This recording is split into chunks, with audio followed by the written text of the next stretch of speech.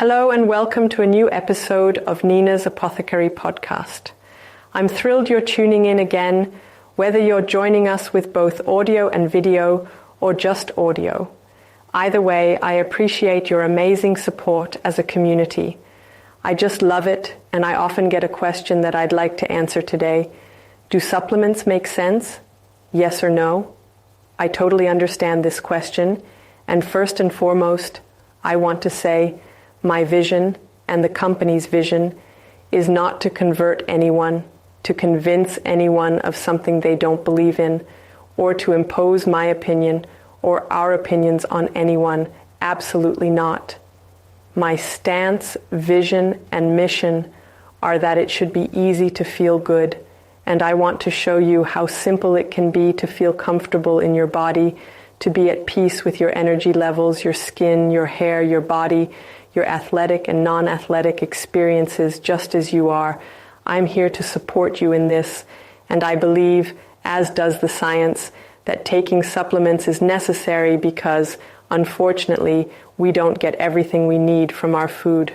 Even if we were to eat directly from the field, where we know the condition of the soil and so forth, it would be impossible to eat enough to fill the depot of all nutrients, vitamins, and trace elements in our body. This is simply because humans continue to evolve. We are extremely adaptable, which is why we are where we are today, and we are now living longer, becoming smarter, taller, healthier, and more educated. We have all these opportunities, thanks in part to nutrients, supplements, and vitamins that support us. But before I dive deep into this topic, it's important to understand what these nutrients are and why they are so crucial. Vitamins and minerals are essential nutrients, and essential means they are absolutely necessary. These nutrients are responsible for a wide range of very important functions in our body, affecting our organs, our blood, our brains, almost all parts of our body. Now, just briefly on the difference. Vitamins are organic compounds that are also contained in many of our foods and can be broadly classified into water-soluble and fat-soluble. The fat-soluble ones are stored in our fat tissue and include, for example, vitamins A, D, E, and K, remembered as ADEK, while the water-soluble ones include all the B vitamins and vitamin C.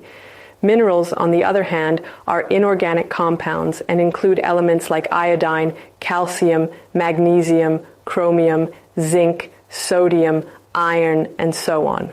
What roles do vitamins and minerals exactly play in our body? I'll list and explain some of these functions, starting with metabolism, which, especially for us women, often means, oh, I have a fast metabolism, I'm slim. In general, metabolism encompasses everything including digestion, which is simply the exchange of substances. We consume food and then excrete waste. This is a sign of life, as without metabolism, we would not survive. Vitamins and minerals act as enzymes and catalysts, little helpers that boost, drive, and maintain metabolism. Secondly, a very important role of vitamins and minerals in our body is energy production. Key B vitamins play a vital role here. They break down food and convert it into energy. This process of ATP breakdown, for instance, involves B vitamins among many other minerals and vitamins. I often get asked whether B vitamins cause weight gain. I don't know how this idea started because, on the contrary, they actually facilitate the breakdown of carbohydrates, proteins, and fats, ensuring these are not left as large molecules in our bodies. Thirdly, cell growth and repair are crucial processes. It's essential for our cells and DNA to continually renew themselves.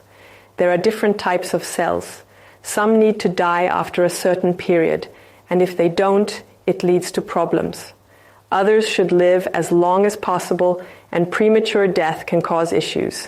Here again, vitamins and minerals act as little helpers, ensuring everything functions smoothly.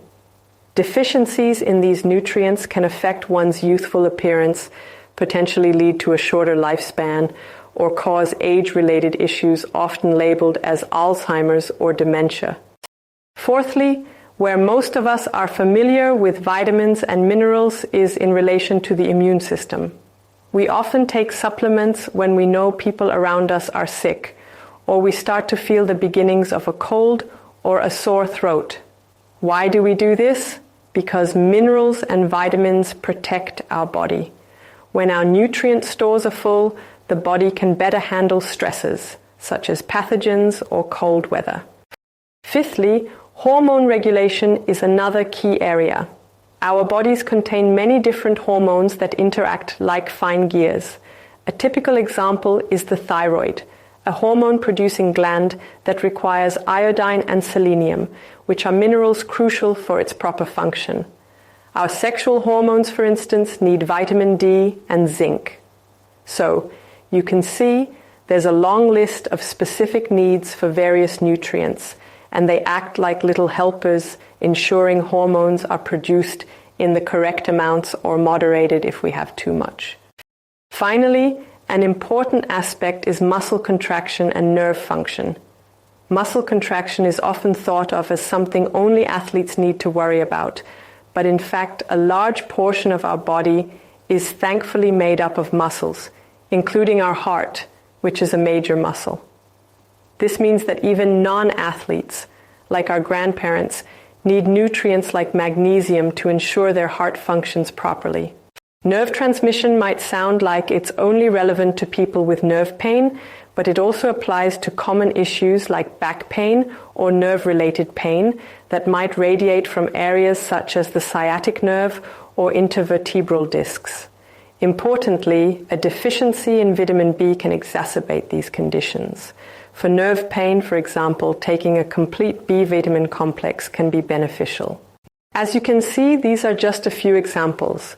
Overall, a balanced nutrient profile in the body contributes to nearly all processes.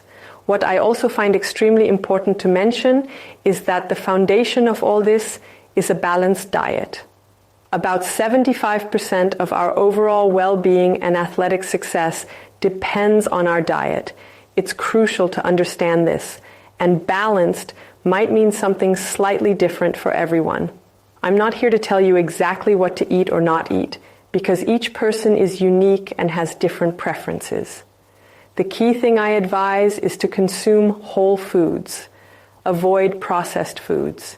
If you see a list of ingredients on a product, try to avoid it and instead choose whole products like meat, fish, eggs, fruits, and vegetables where there are no lists of ingredients.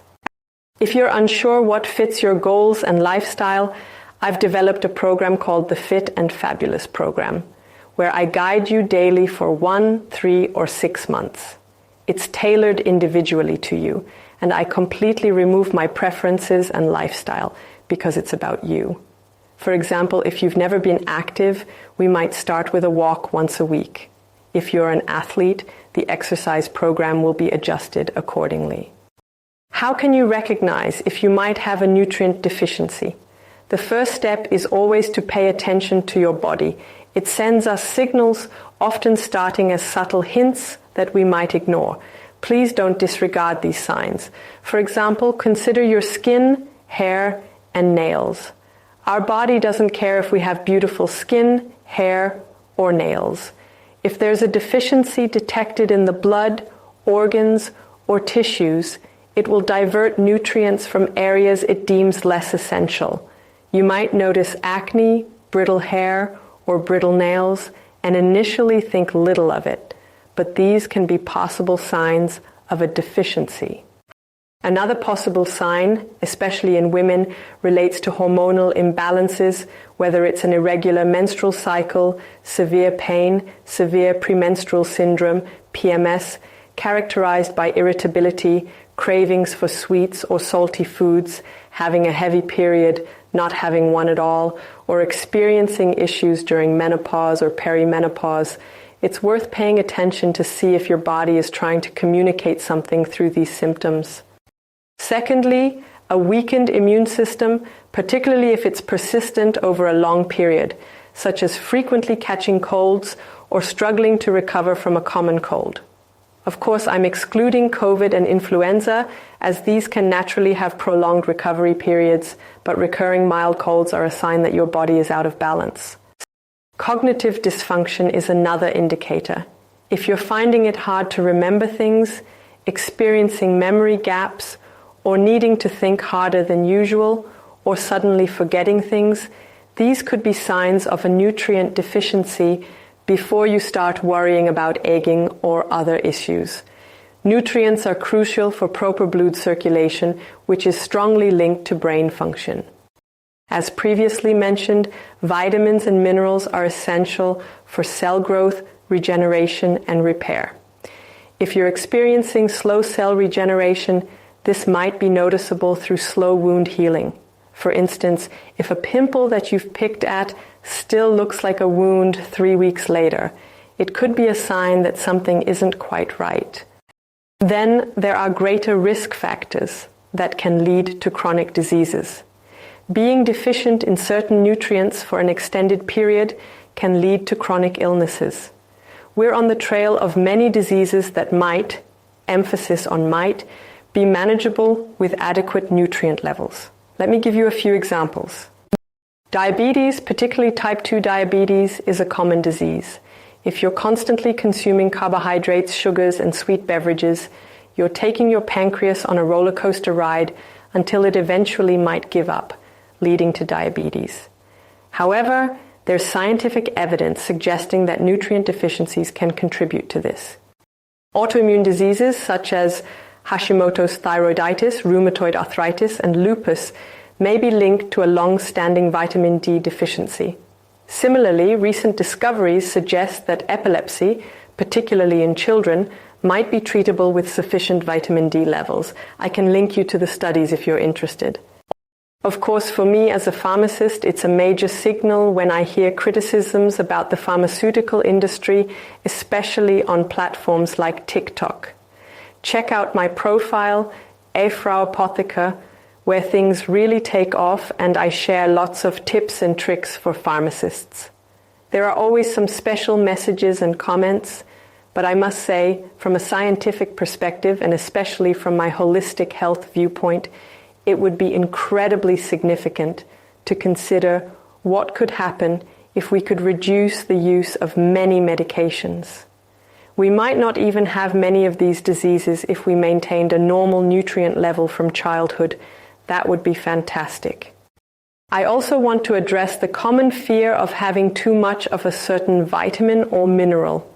This concern is significant, whether it's online, on Instagram at Anina Milenk, where I love receiving your messages. Please keep them coming. I personally reply to every message. In the pharmacy or through the message sticker on my website where you can email me. There's almost a panic about over-consuming nutrients. However, there are practically no cases of diseases caused by an excess of nutrients in someone who behaves normally. Of course, there are exceptions, like someone taking 1,000 grams of zinc, which is clearly harmful. It's important to know where your supplements come from. If you buy products from a pharmacy or a pharmacist, you're safe if you stick to the recommended dosages. You can visualize the optimal nutrient intake as a U shape. One side represents deficiency and the other toxicity, with the optimal range in the middle. For water-soluble vitamins, it's nearly impossible to reach toxicity because they are excreted through urine even if you drink little. However, caution is needed with fat-soluble vitamins, and there has been fear about getting too much vitamin D. This concern has been revised, but it seems not everyone has caught up with that update. As I mentioned earlier, the risks of vitamin D deficiency are far greater than having slightly too much, which is rarely a problem. Numerous diseases result from nutrient deficiencies. A classic example from history books is scurvy, a disease associated with sailors.